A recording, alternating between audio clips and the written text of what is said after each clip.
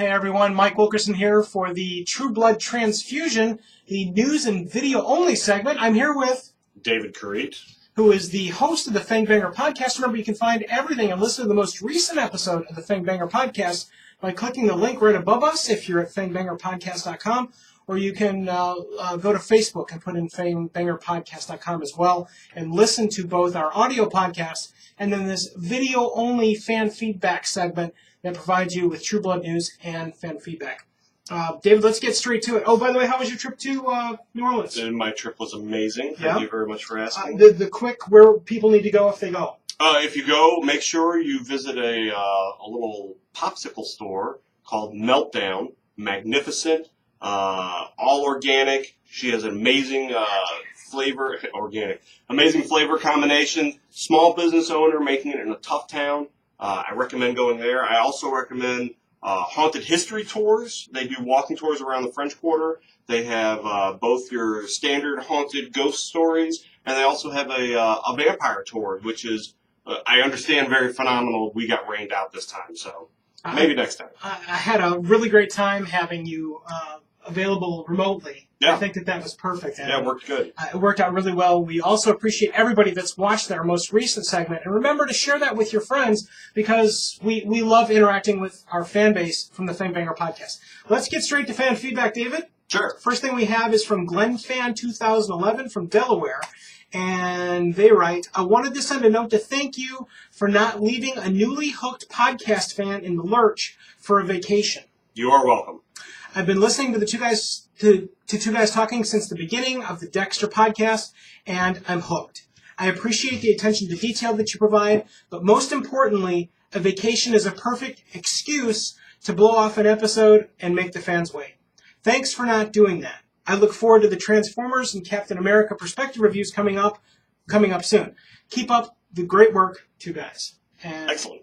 That's perfect input from our fan base. And again, the Captain America and the Transformers reviews, perspective reviews, along with a bunch of other reviews, are forthcoming very shortly. Soonish. A ton of fun. Soonish. And remember, if you have feedback on any of those films or other ones that you might have seen this summer that we're going to do a perspective review on, make sure you send that to us too, because we love your feedback. And I just want to say real quick that, we knew that I was taking this vacation, basically when we started the podcast. Mm-hmm. And we wanted to make sure that we didn't miss out on it. So a little pre-planning on our part made sure that not to ruin the continuity. Mm-hmm. That's something that we strive for here at Two Guys Talking, is to make sure that we can put the pieces together to continue doing what we're doing, because one, we enjoy it, and two, we're trying to provide something for you. So, thanks for catching that and seeing that we worked extra hard for it. The other component of that is it definitely showcases skill set of what we can do and what's available here at Two Guys Talking. So eventually, what we'll do is we'll have one of you guys, one of the fans, in on an episode review sometime. Absolutely. It would be a lunchtime probably, but we would love to do something like that. Maybe even a finale push, where we can do something a little bit more innate. Maybe even do something like that in an evening, so that you guys can partake too, if you need to partake, not during lunch hour, but during an evening or weekend or something. But again, it showcases what's available here at Two Guys Talking, as well as what we can do as a podcast. First piece of True Blood news. Do you guys know which True Blood vampire just married his boyfriend? I do not. Our friend Dennis O'Hare, who plays Russell Eddington, one of my favorite characters, just got married this last weekend inside of New York.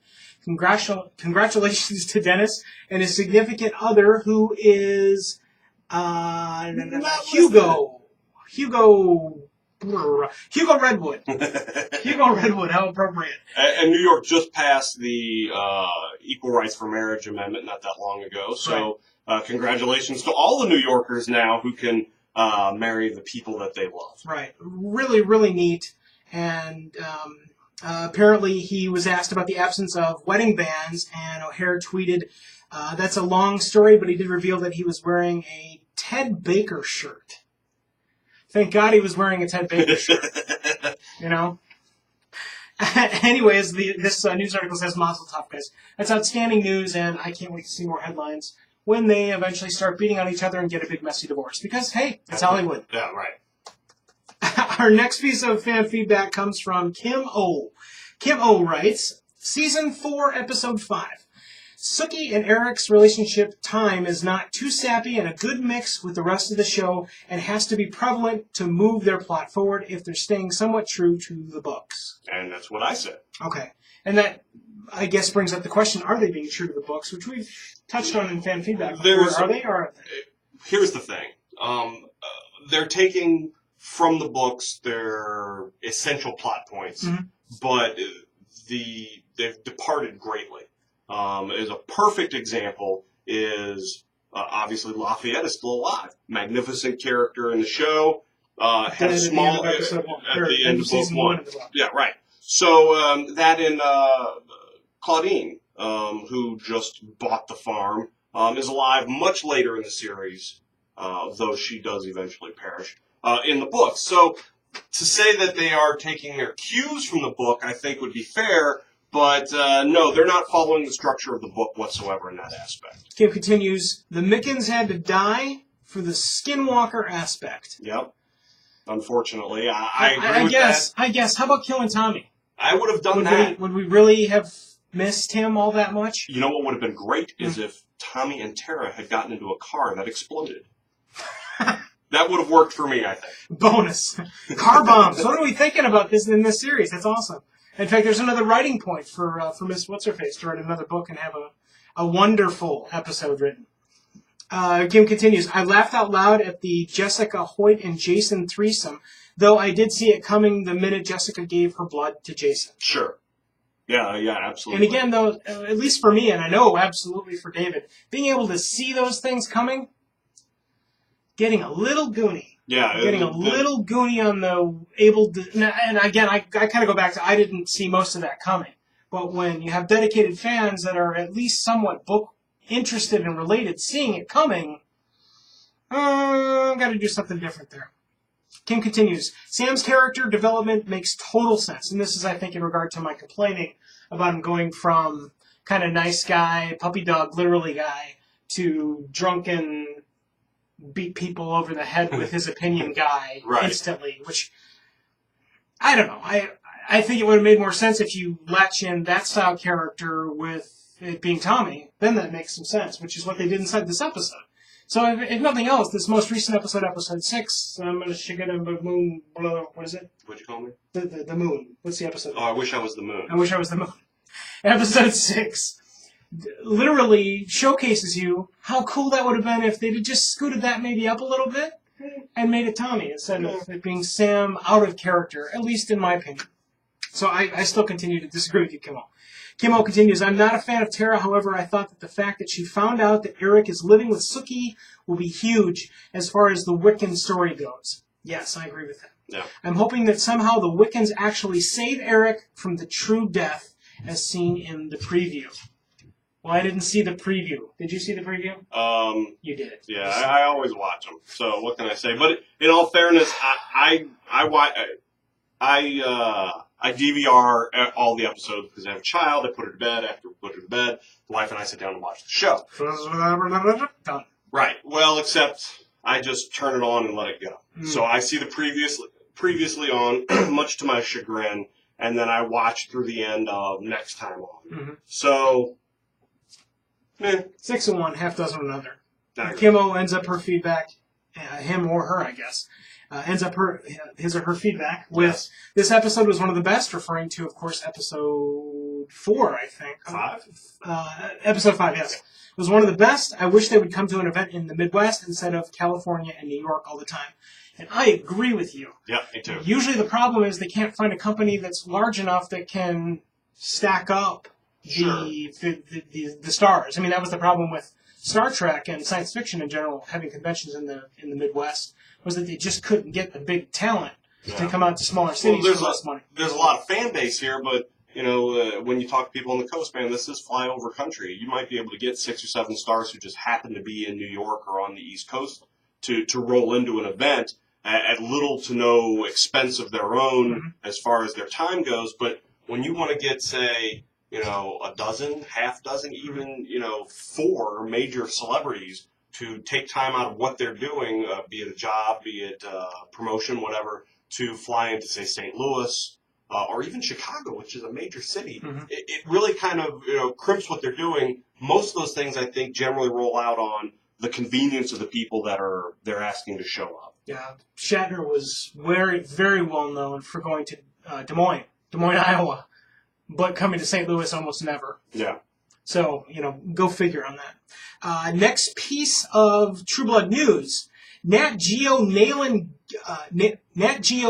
Gator marshmallow goodness. This was great because we talked about it inside of our most recent podcast, the review of episode 6, which you can watch by clicking the link right here above us if you're at our Facebook presence or at FangbangerPodcast.com, or by checking out on iTunes. Just put in Fangbanger Podcast or True Blood Podcast now. Yeah, that'll work too. To get us via iTunes right to your media player, whether it's an iPod or whatever you're using. And we just talked about the fact that there are actually companies that you have heard about. I went to the one that's mentioned inside of this National Geographic magazine article that we posted at Fangbanger Podcast's Facebook site. I went to that swamp tour, the Honey Island swamp tour. Yeah, the Captain Jack Sessions of Honey Island swamp tours in Slidell, Louisiana. That's how they scare up the gators. They'll be popping marshmallows out. In the state of Louisiana, you have to have a license in order to feed an alligator. One of the things that it's how they've stopped gator attacks in the state of Louisiana. There's been 0 gator attacks since the mid-50s, which is when this law went into effect. You have to have a license to feed a gator. You can't feed a gator in front of people unless you have a license. And what they use are bits of marshmallow because they instantly dissolve in the gator's mouth. They see it as something they can come and get. They're attracted to it. They bite it, but they're not getting food. They're not feeling full. So in the presence of people, you give them something like that, and they don't actually feel as though they've eaten anything, and it lowers the possibility that the gators will attack people as food. Interesting. I think that's a little crap. I think that's something that probably Captain Jack. Well, it's awesome all the way around. But when you compare it to Florida, where they've had 6 deaths in the past 10 years from gators, and none in the state of Louisiana, they have the exact same number of gators as far as population count goes. Something's got to be at work. Interesting. Some other news from True Blood. Alan Ball writes, in regard to Season 5 casting rumors, that we're creating new characters for Season 5, and we think about casting, and when we think about casting, we don't think. Yeah, they were in that vampire... Oh, we don't think... Yeah, they were in that vampire movie, he said. I don't care. It's not important. Maybe for the hardcore genre fans, that's a plus. But I think let's get the best actor for the role that we can. I think that works. And I think that's wonderful because there are so many actors that work inside of genre films that they're absolutely indicative of whatever genre they're in. But if they're good, well, why not use them? Absolutely. Use the actors that have the talent inside of the realms and circles to grab more audience and throw them into either a like pool. I think the best example I can think of is Kate Beckinsale from the Underworld films. Yep. And she just got done doing Comic-Con. There's another movie that's coming out. It had nothing to do with the Underworld stuff. But the next Underworld film was also discussed after whatever her panel of whatever her new movie was. Yeah. And it was very interesting to see that she's still incredibly excited about doing those things. And why shouldn't she be? I think she's very good in that role. It's incredibly indicative. You look at her instantly, you know what movie series it's from, you know what character she's playing, and you now will have another movie to lay back on top of the other ones that are already on. Really, really good stuff. And so, yes, Alan Ball, go and get the actors, regardless of whether or not they sit inside the genre or not. Thumbs up for them. Last piece of feedback for this episode of the True Blood Transfusion from Two Guys Talking via the Fangbanger Podcast comes from Zach from Ridgecrest, California. And Zach writes, I can't wait for Mike's thoughts on the effects for this week. What's the story on the changeling effects for Tommy this week? I can already hear Mike hitting his own head against the desk because of the chintzy effort there. Yeah. David was right several weeks ago by stating that we're not watching it to watch great special effects, but let's see a step up, True Blood. And I've got to totally agree with that. Yeah, that's right to what we said. I'm not looking for ILM to come in and manage the special effects of True Blood. I'm just looking for something that doesn't instantly take me out of the moment because it's a bump. And Tommy's transformation inside of this, both to and out, was a big speed bump inside this episode. Zach from Ridgecrest, California finishes it out with, I'm shipping a pack of bandages for Mike's forehead and look forward to next week's program. Excellent. What a great program. And we're wondering what you thought of this most recent episode, episode 6 of True Blood Moony Cheese Made Out of... What is it? I Wish I Was the Moon. I Wish I Was the Moon. Let us know what you think by going to our website at fangbangerpodcast.com. Click on the contact button on the top right-hand side of the page. Fill out that short, quick web form and let us know what you thought. We'll use your comments here on the True Blood Transfusion from the Fangbanger Podcast at Two Guys Talking. Thanks for watching. We'll see you next time. Bye.